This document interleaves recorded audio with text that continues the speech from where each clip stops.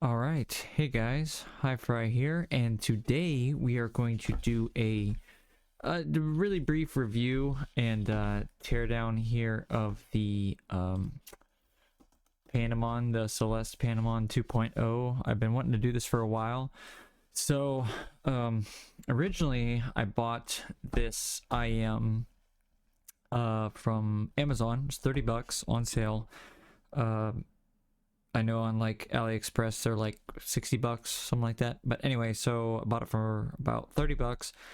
I received the pair and I posted in my community section. I don't have the graph anymore, so I can't post it in here, but it was bad. The channel imbalance was horrible. So I returned it. I had some other stuff that I had to return, so they didn't send me the replacement right away. So I finally sent all the stuff back and got the replacement like a week or two ago. And these also have a channel imbalance. It's not bad, but it is annoying. So, but we will do a quick review, not anything special. It's just going to be like super quick, in and out. And then we'll do a teardown, show you guys the driver and whatnot. Excuse me, sorry. But before we get to that, I have some quick updates for you.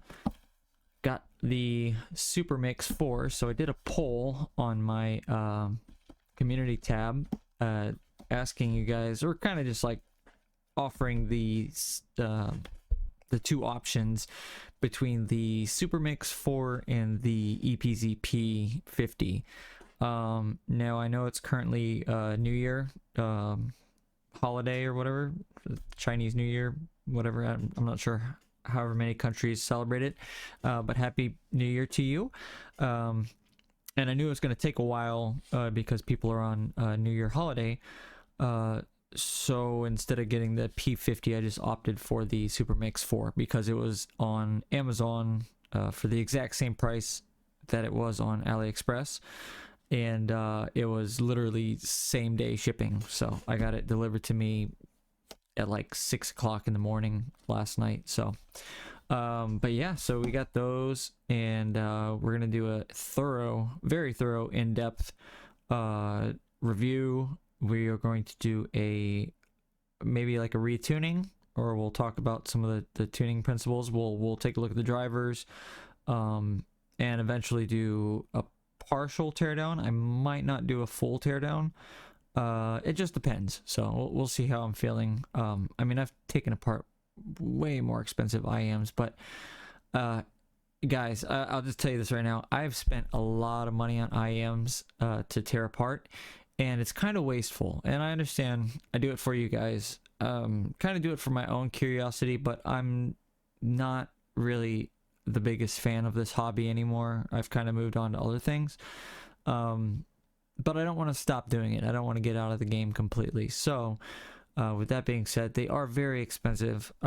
If you feel compelled to donate to me, you don't have to by any means, but if you'd like to, I will leave my PayPal down in the description there, and any money that I receive will go towards more IMs, teardowns, whatnot.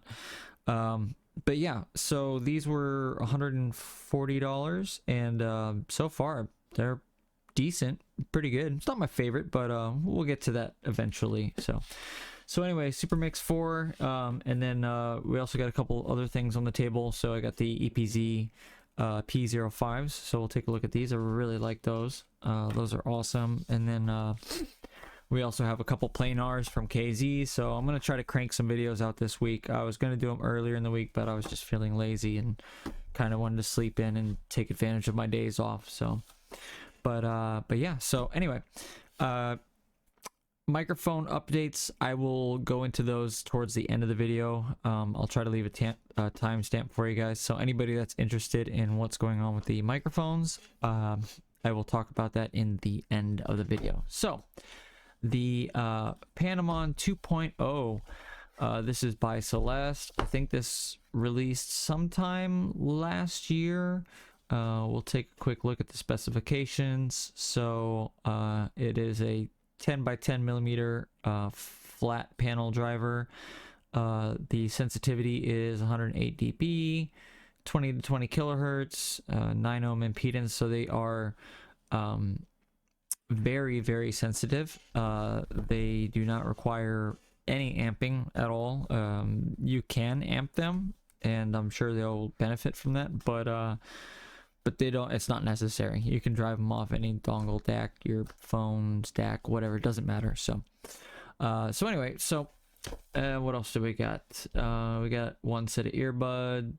Oh yeah, set of earbuds, and then we six sets of ear tips, and then it shows the ear tips. That's cool. I wish more manufacturers would do that. So we have the vocal ear tips, 3 sets, and then 608. I'm not sure what those are.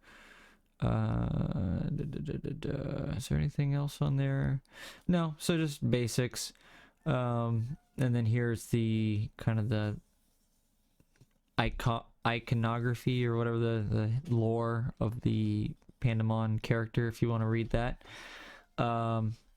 Nice package. So for anybody that doesn't know, I worked like 2 years ago, year and a half ago, 2 years, something like that.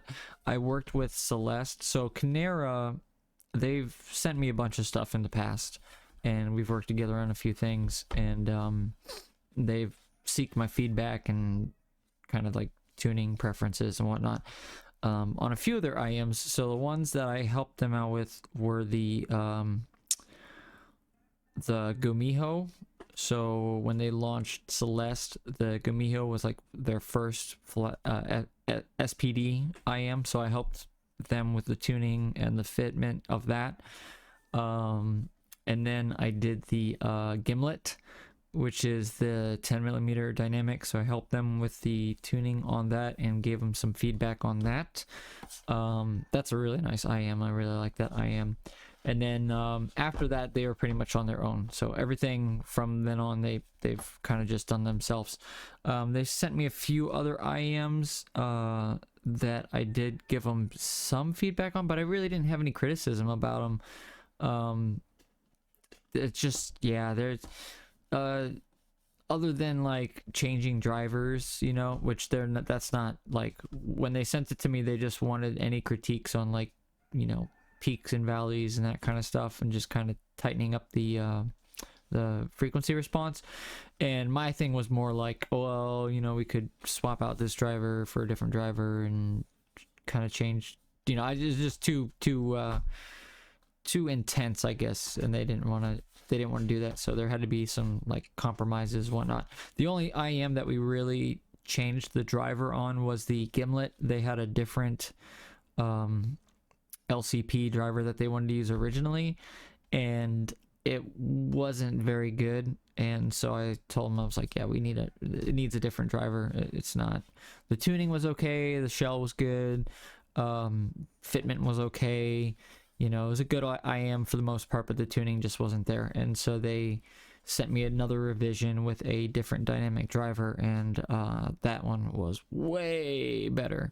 It was more expensive, and so that's why the price was like $60. I think originally they wanted to aim for like 40 or 50, but because we put the different driver, the upgraded driver in there, they raised the price to like $60. But it was, in my opinion, well worth it.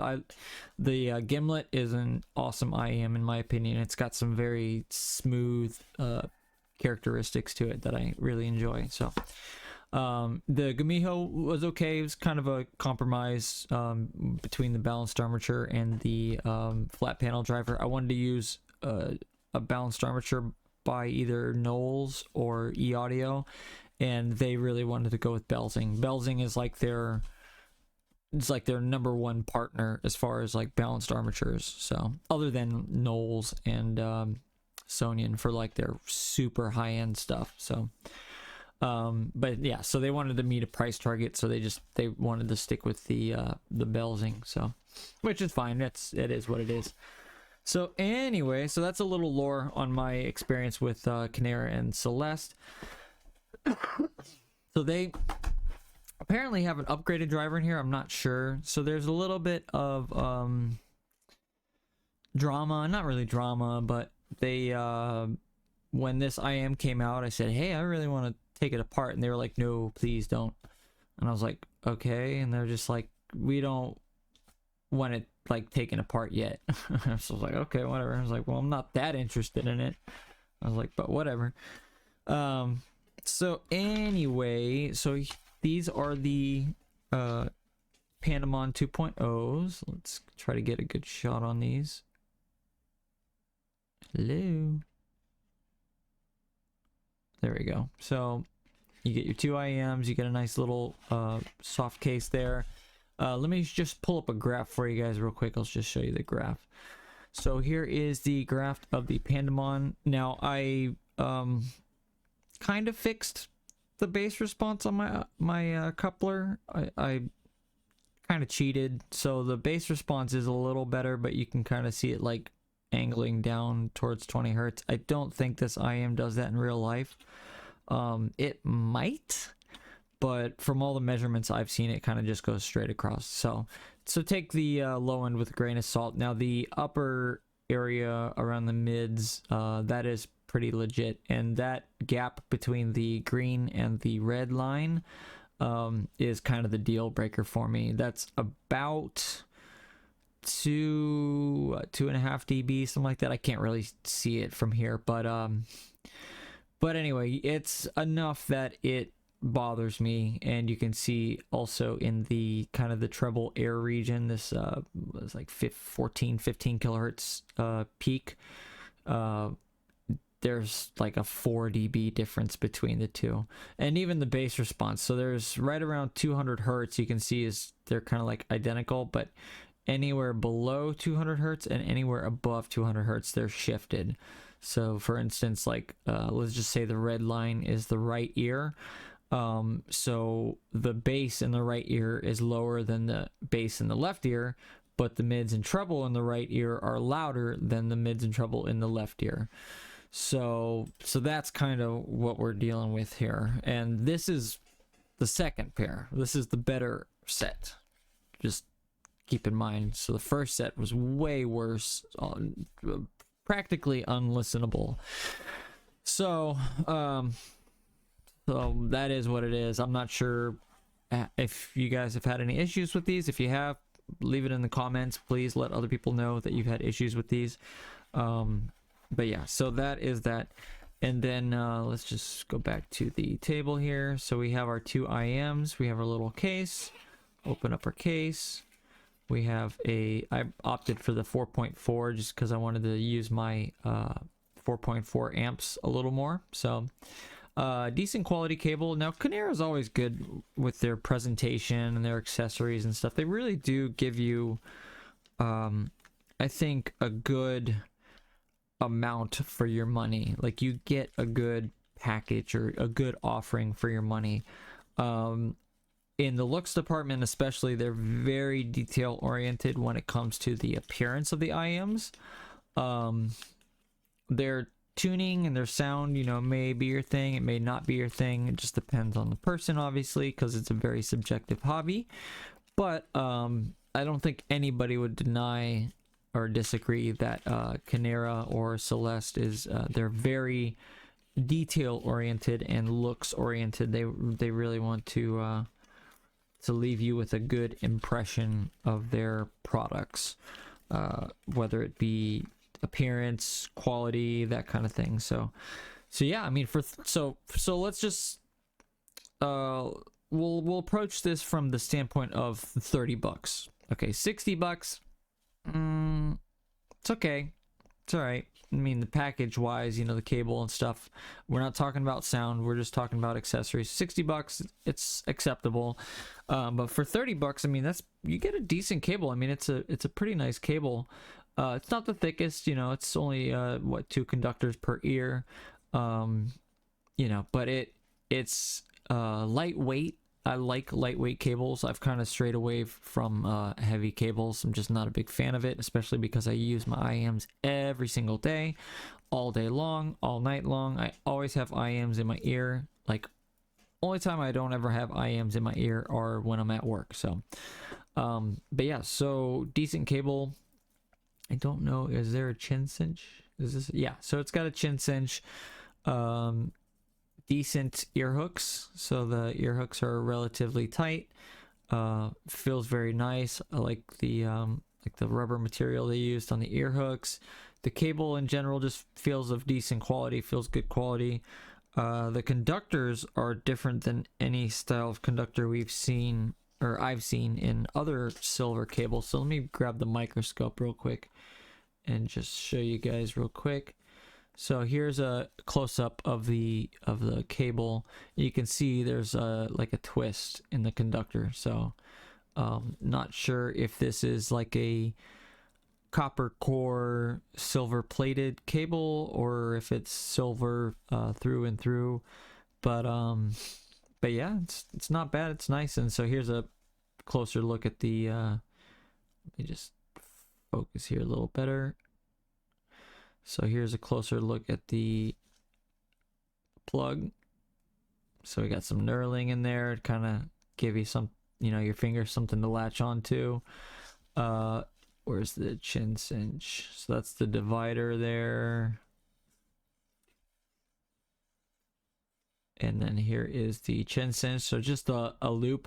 So that's kind of, it's kind of a drawback or not preferential because anytime you get a cinch like this, they just kind of, you know, fall down. They don't like to stay up because it's just a simple tube. But I mean, for 30 bucks, you know, it's not bad. And then as far as the tips go, let's go back to the microscope real quick. So here are all the tips. So we have these red tips here.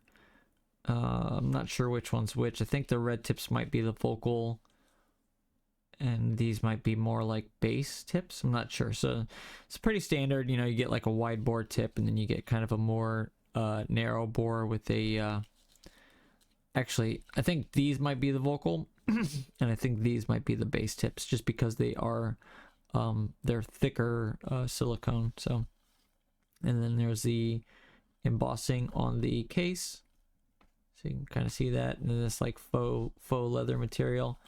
So not bad. And yeah, so that's pretty much it as far as you get. And then, oh yeah, we'll take a closer look at the IMs real quick. So here are the IMs. So you get this nice little like mountain right here. Here we go. So you get this little shimmery mountain. And I believe that's all hand done. So they take like 3 different colors or 2 different colors and they just do straight lines across. And then you'll get a artist or a person that's doing the faceplate and they'll just take like a stick and kind of, you know, push it around. And then they'll just, this logo right here is one piece and they'll drop it in, kind of center it. I'm pretty sure that's all done by hand. I don't think they do it by machine. There might be companies that do it by machine now, but for the most part, that kind of stuff is done by hand.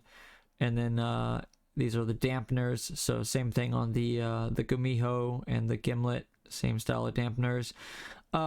They're a little small for this print, this 3D print here. You can kind of see that the nozzle is larger than the dampener or the plate. So that might cause issues with the tuning because, let me see, find a needle real quick. Because if you look at the lip, if I can get this out. So there's not much lip for that, especially the dampener. There's not much lip for it to bite on, and you can kind of see it's off center here. So if you ever get an IM like this and the tuning doesn't sound right, you can kind of try to move the dampener around a little bit. Most IMs, the tuning, the dampener, whatever, this plate here, will be pretty tight tolerances as far as, like, you know, the nozzle and stuff goes. You won't have that much room around it. Let me see if I can kind of zoom in and show you guys what I'm talking about here.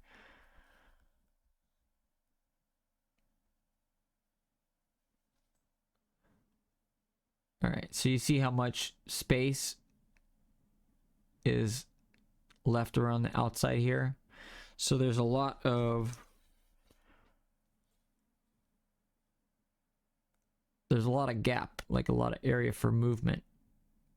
See how I'm moving that up and down? So that dampener may not be there on, like be on there all the way.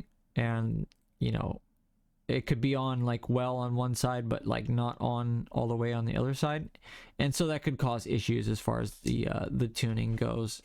So just keep that in mind. And that might be the issue with these, but I'm not going to take the time to mess with them and see if that's, you know, the case.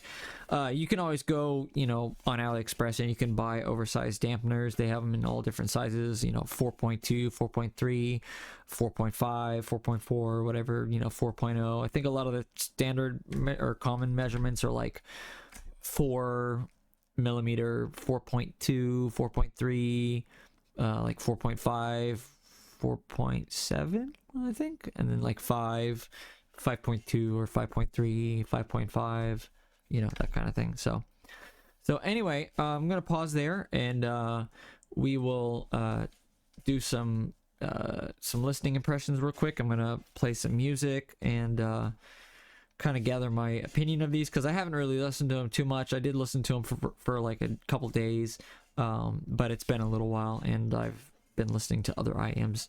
So we'll listen to these real quick, and then I'll kind of give you my opinion on how they sound, and then we'll get straight into the teardown. So I will catch you guys in just a little bit.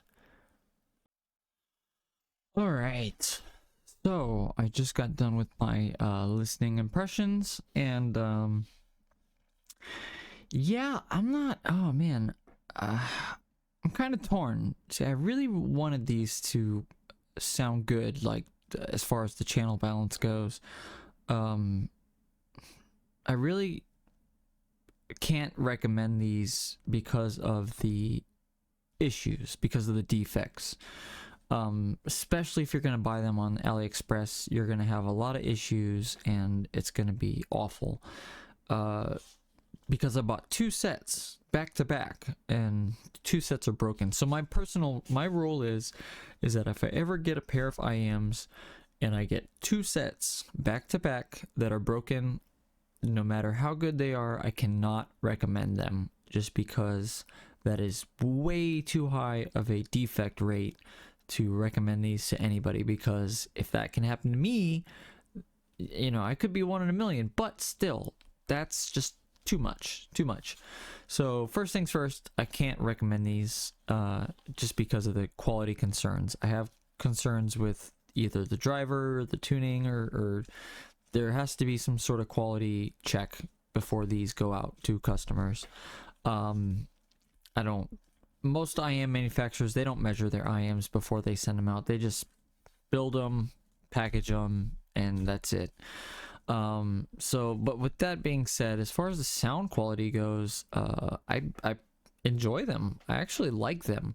They're a nice kind of meaty, and you can look at the graph. There's not any bass there. The bass is very linear, but they have a nice kind of, not tonality, but the tuning's nice. I like the tuning. It's a nice DF neutral or neutral tone to it. So the tuning itself, I really enjoy. They're super laid back. The soundstage is decent, but they're very sluggish. They sound slow.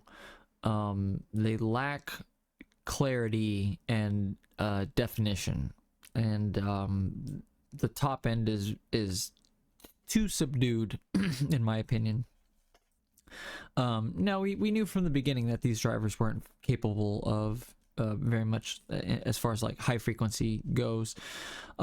Maybe if they are tuned a little more, like dampened, if they're like extremely dampened, that might help. But then you're going to be fighting against the dampening. They're going to require more power. They're going to have more power draw, so that could be something to look at. But I think just technically this driver is just not up to the task. It's something that you can much more easily achieve with say a dynamic driver IM. So with that being said, I do enjoy them. I enjoy the way they sound for the most part. They're just not technical. They're, you know, like I said, they're a little slow, a little sluggish. There's like not masking, but it just kind of sounds like you have like muffs over your ears a little bit. They're a little bit muffled. Yeah, they lack clarity. They lack definition. So, but overall, they're not a bad IM. Like, the tuning's decent. I like the tuning. The tuning sounds good to me. I really like what they did with the tuning, actually, and I would love to hear this kind of tuning with just a more capable driver. But yeah, just the driver itself is just not it. This driver really needs to be part of a hybrid setup. It really needs balanced armatures to complement it. And even then, the bass is a little bit woolly. It's a little boomy, so you're not going to get great definition out of it. But I mean, if you really like, if you added 2 balanced armatures to these, you know, one for the mids, one for the highs, and then you dampened the SPD and just used it for bass only, I could see it being a pretty competent driver. But yeah, just not for full range. I think I think they pretty much got the max out of it. Oh, there goes my camera. So anyway, I think that's about as good as they could get. So, but anyway, let's take a look at them on the desk now, because we're gonna take these apart real quick. So you can see the SPD, or the flat panel driver in there, and then you can see there's like a hollow space in the back. That little line right there, that's where the faceplate is. Connector. And another thing too, the ergonomics aren't bad. They fit in my ears. They're relatively comfortable. I don't have any issues, especially because they're completely round. There's nothing like poking at your ears. I didn't really notice them like sticking out weird or anything. So yeah, so I think all in all, I think Canera or Celest, I think they did a good job with these. I just have issues with the quality control. So but real quick, before I take these apart, I just wanted to show you guys, so not the graph here, but I wanted to show you. So here is a listing for the driver, and this is by a seller called All Silence. I think this seller is actually Canera themselves. I think they spun up a store to sell their drivers and sell some of their IMs, because this store has a bunch of different balanced armatures. They have Sonian electrostatics, they have Knowles, they have Belzing, they have these SPD drivers here. This is the only store that I know of that sells these drivers. So it's $10. They're $10 for a pair. So if you want to build your own IM with this Belzing driver, you can. So but yeah, so that is the driver. I'm not sure if that is the exact driver in here, because keep in mind this is supposed to be the SPD 2.0. But let's take a look, because I will compare these to the originals that I have, because I still have them. And we're gonna break out my trusty dusty razor knife here. You can see it's got a lot of gunk on it, because I use it for a lot of stuff. And just gonna find the seam here.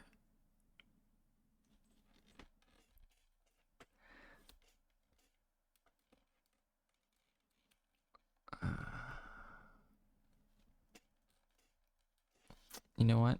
Give me 1 second. Actually,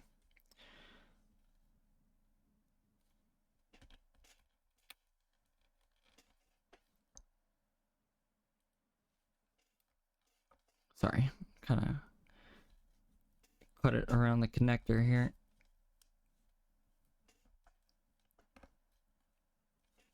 All right. This resin is a little bit tough. All right, so let's do this.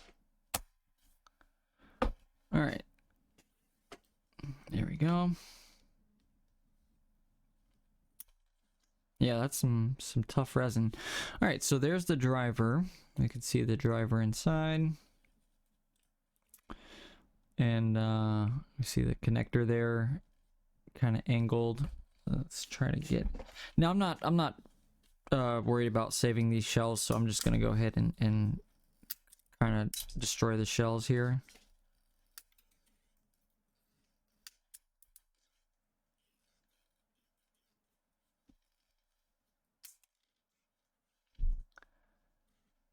All right, so there we go. There's our driver. We got a little area here that we can kind of pull on.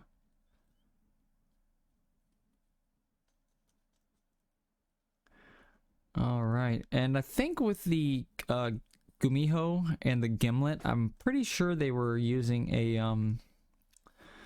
a piece of like black double-sided adhesive to hold the driver on, as well as, you know, some glue around the edge. But it looks like with this one they did away with the double-sided adhesive, and you can see the nozzle is kind of offset, and it's like a half moon kind of shape. I kind of see,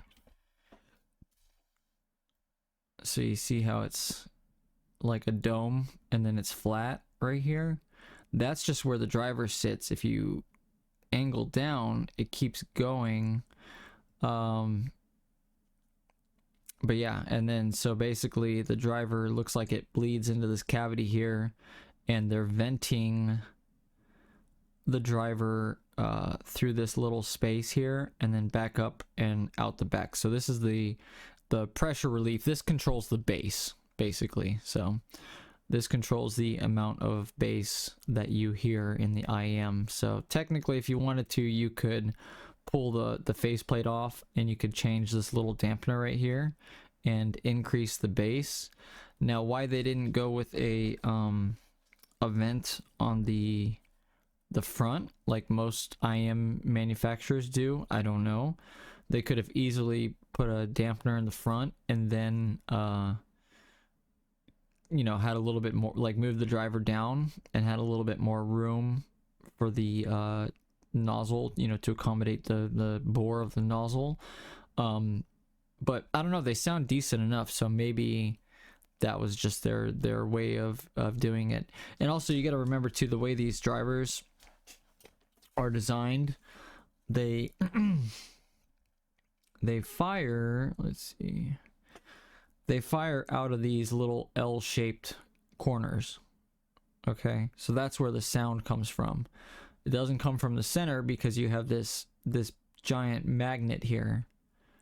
Okay, so there's like a magnet behind this plate, but yeah, so you have these like little L-shaped, and you have the where the sound comes out of.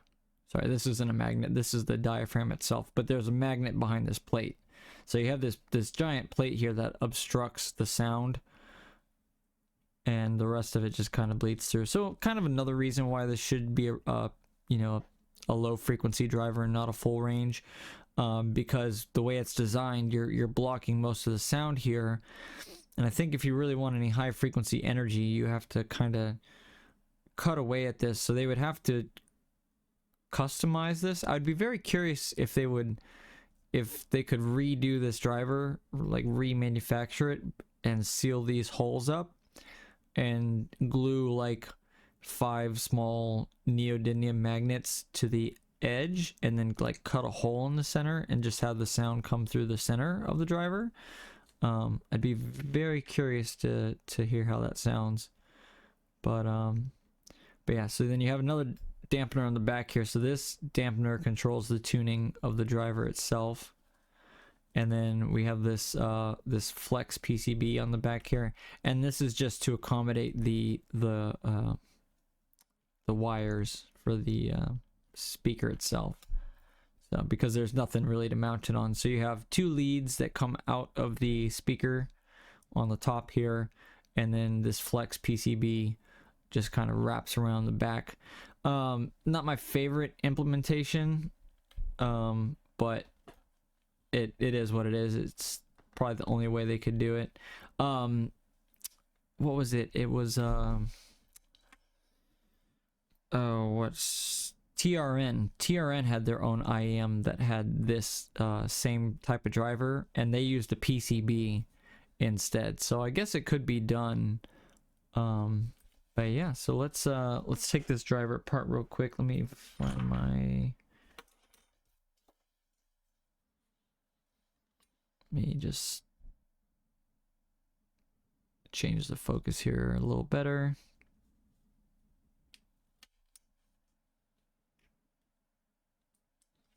All right. And then we'll kind of crack this apart real quick.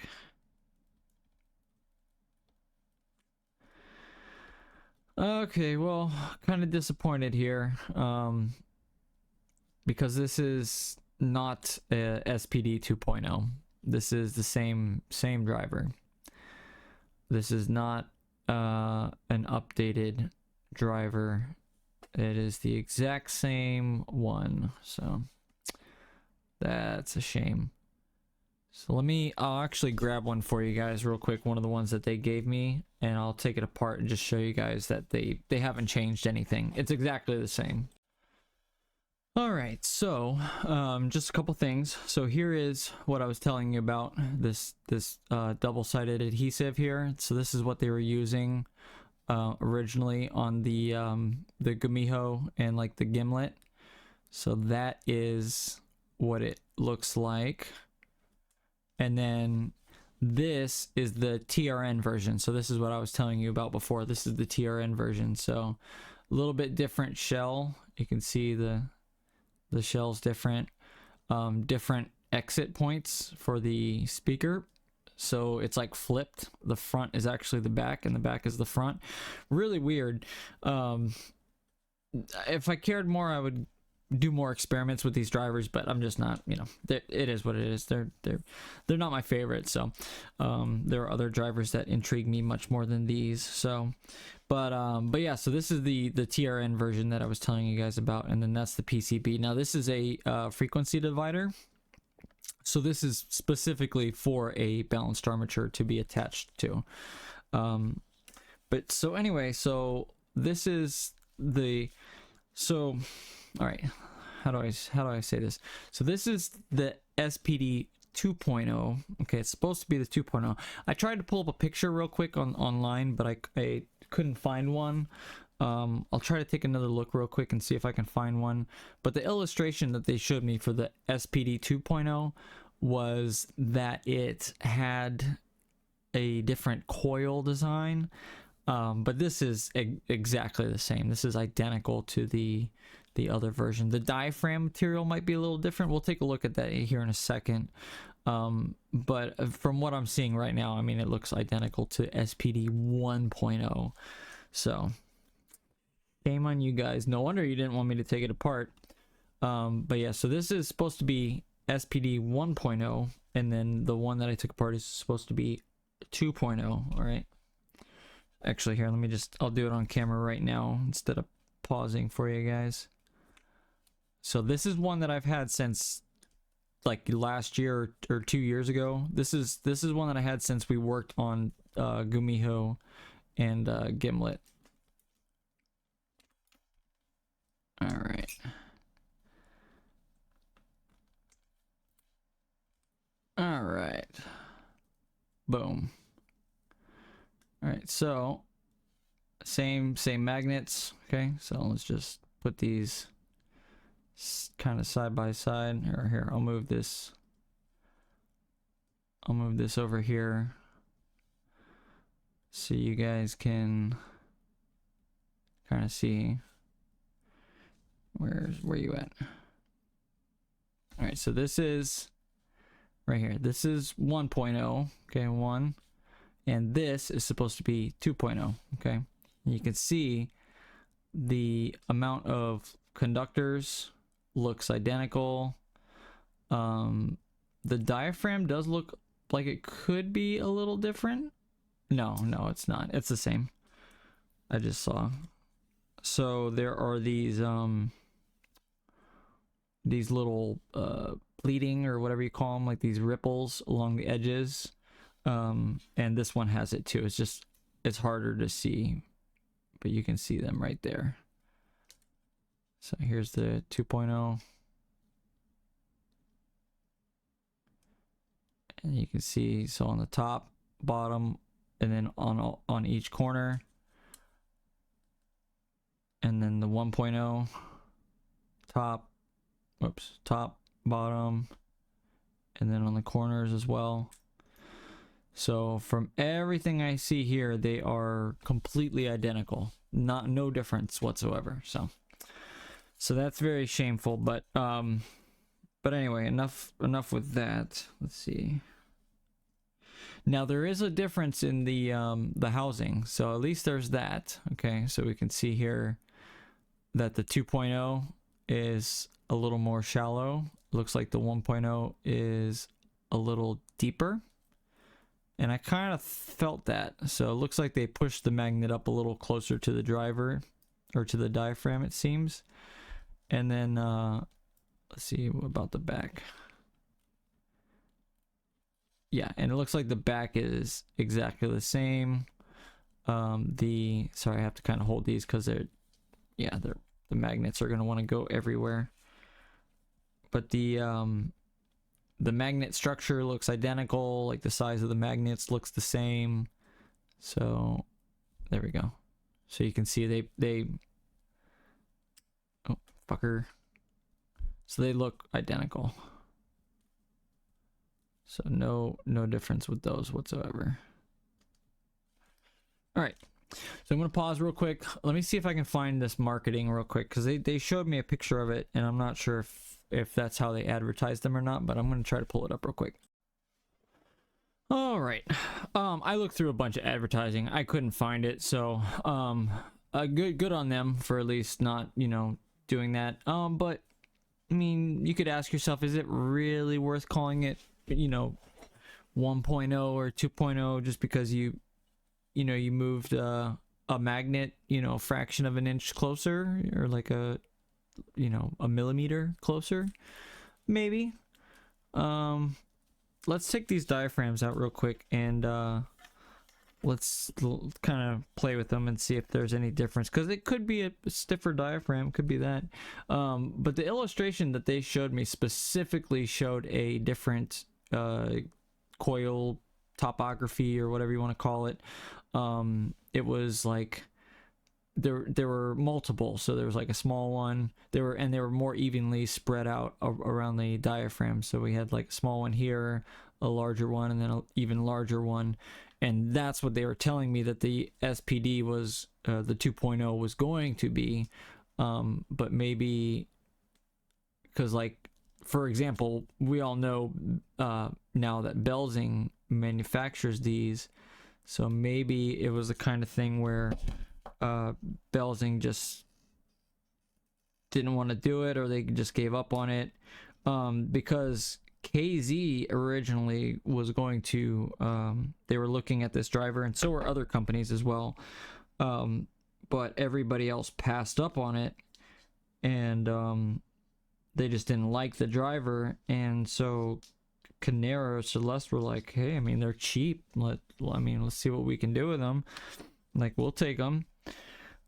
So they're not bad drivers. I don't know why KZ didn't want to use them, because like I said, they're cheap. Maybe it's the quality issue. I don't know. Maybe the QC issues, because like I said with my pair here, who knows, man, with these things, you never really know.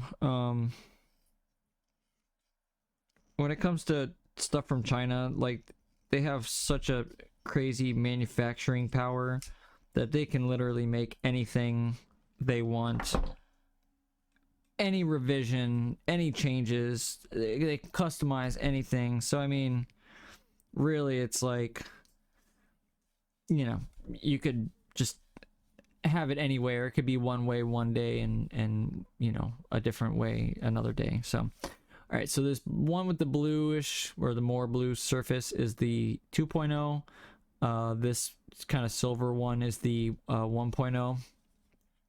and I'm gonna, and now obviously you guys can't really see it, but I'm going to just kind of feel with my hands and kind of probe these a little bit and see what the thickness is, if maybe there's a thickness change in thickness in the diaphragm.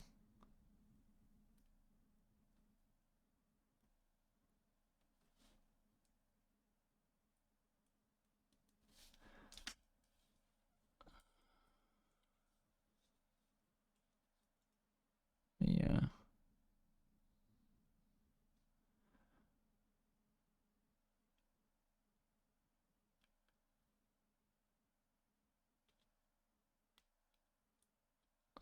Just pull this diaphragm out real quick.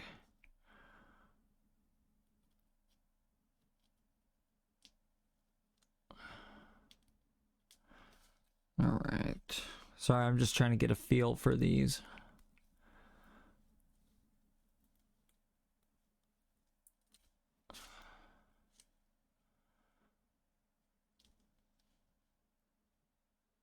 I mean, it feels pretty similar. It's probably the same exact material.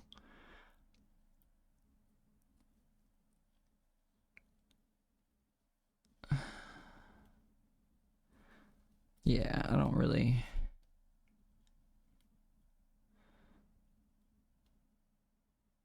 see any differences. So let me I'll get these real close up on the microscope real quick for you guys.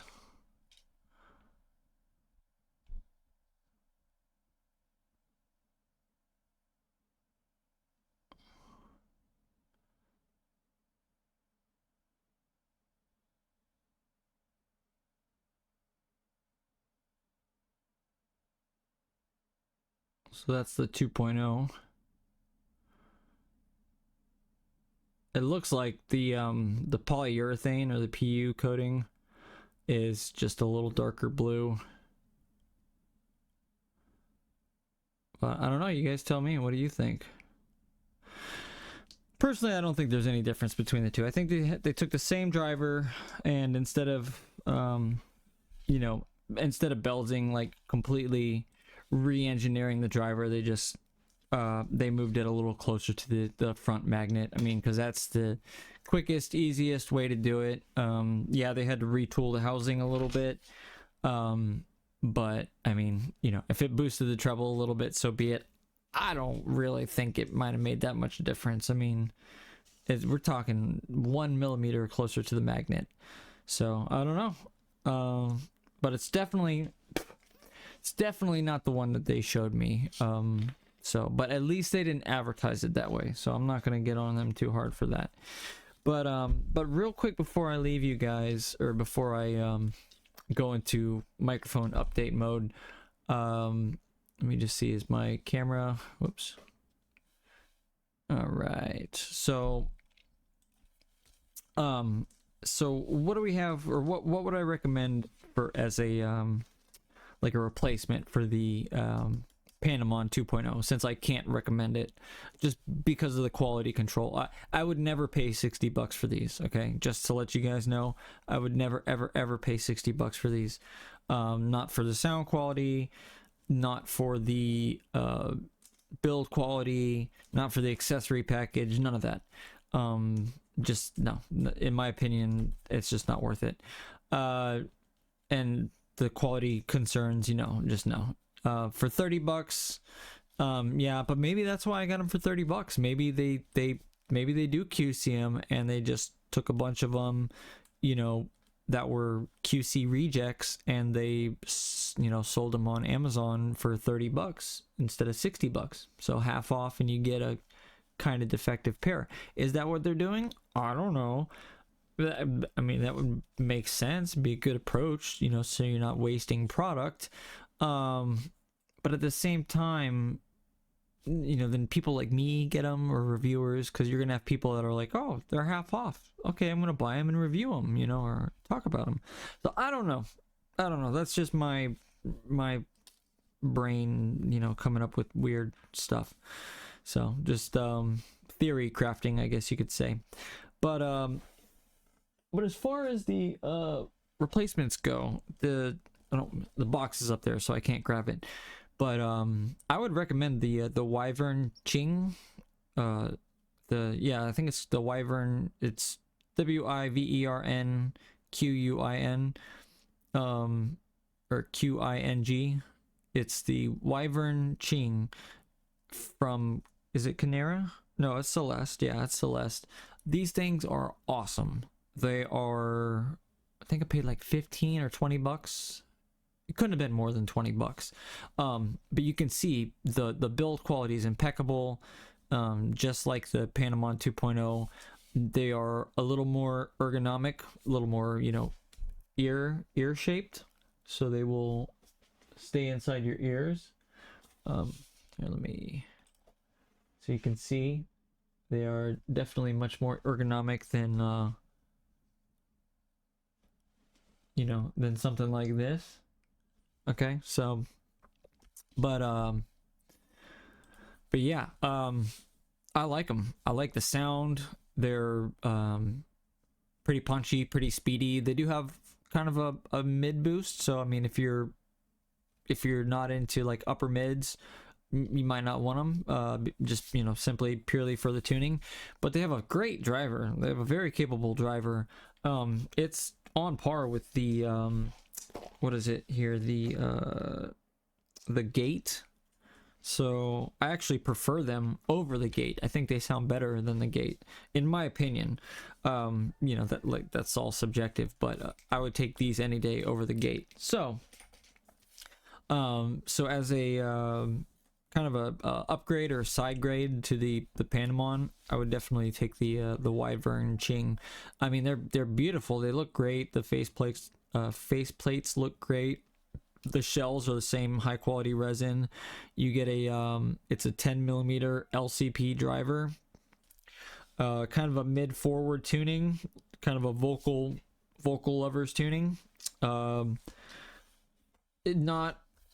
kind of they're very lively sounding IM. I'll put it that way.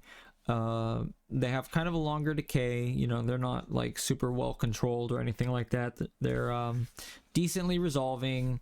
But yeah, I'd recommend these for sure. So if you're looking at Celest as far as a brand goes, and you were looking at the Pandamon, my personal take is stay away from the Pandamon, stay away from the flat panel driver, just because of quality control concerns or issues, you know, concerns from, you know, quality control or whatever it is, I don't know. And, you know, maybe stay with something more tried and true, like a dynamic driver, you know, round dynamic driver. So but anyway, so that is it as far as the review goes, guys. I'm sorry to be long-winded, but you know, all my reviews are. So that is that. Now on to microphones. I want to show you guys real quick. So this is the brief microphone section. So this is this purple PCB here is what you're currently listening to me through, and it is combined with a TLM 103 clone capsule. I don't have a picture of the capsule on here, but I got this really awesome set that came with that purple PCB and this green capsule here. It's a double-sided capsule, but it was 30 bucks, like 35 bucks for the pair. And this circuit right here is awesome. It has MELF resistors.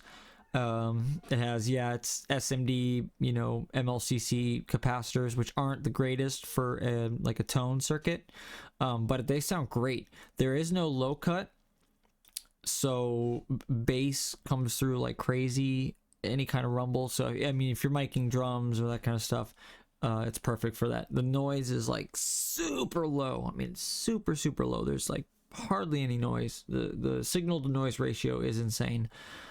So definitely a good circuit. Really like it. I have yet to toy with other capsules, different capsules with it. I just started playing with it not too long ago. It has a bias control. If you kind of look towards the top left, it's kind of hard to see, but there's a little teeny pot that you can use as a bias control. And then the second picture here, this is the microphone kit. So this is the body that you're currently listening to me through, and it is right here. This thing is massive. It is massive. This is a massive capsule. But yeah, it comes with a shock mount. I built it myself. You literally have to build the whole thing yourself. Like, it is in a million different pieces when you first buy it. Oh, come on. And I'll just show you real quick. So this is kind of what you see, or what you get when you buy it. It was $30 plus shipping, so it came to like 40 or 42 bucks. But for a microphone body and a stand, it's pretty good, and it's huge. This thing is massive, so you could easily fit like a tube PCB inside it. I mean, this capsule is ginormous, but I had to build everything myself, and that includes the mesh. So the this front mesh here, you have to put it together yourself. This top piece kind of unscrews, but you have to glue it together. You have to put the mesh, or the basket, you have to like form it yourself and you have to like glue it to the posts and stretch it out and all that. It's kind of tedious, so just keep that in mind. You really have to build this thing. It comes in a million pieces, but it took me like an hour or two to put it together, and I love it. I think it's an awesome kit. So that is that. And then we have this other circuit, this PCB and capsule here. This is another one that I picked up for like 30 bucks, and it came with the circuit board, the PCB, and the capsule. Now this is for just the raw parts unassembled. I had to put it together myself, but it was a lot of fun. It took me like an hour to put together. I really liked soldering it and putting it together. The sound quality is okay. The tonality is kind of meh, but that could be, I don't know, it could be the combination of the capsule that I was using, because I was using the same TLM 103 clone capsule with it, and I have yet to try different capsules with it, so I'll get back to you guys on that. But from what I heard, I just wasn't impressed with the sound quality. It had some sibilance to it, and it had a lot of elevated like mid bass. The capsule itself, I poked a hole in it, so I wasn't really able to use it. I could still hook it up and it might work, but the quality looks good. I mean, for 30 bucks for the PCB and the capsule, you can't beat it. So then here's a better picture of the purple PCB with the blue capsule, or green capsule. This is a Lewitt clone capsule. Don't ask me what models. I've seen them in a bunch of Lewitt microphones. But yeah, then that's my U87 body. So, and then this is another picture of that gold PCB. Let's see what else we got. Backside, so that's my solder job, my soldering work. This gold PCB kit that I got also comes with a low cut, which is kind of cool. That's the first time I've seen that with like a cheap little $30 kit. Works pretty well. And then this is that same PCB inside that gigantic body that I built, that I was showing you guys.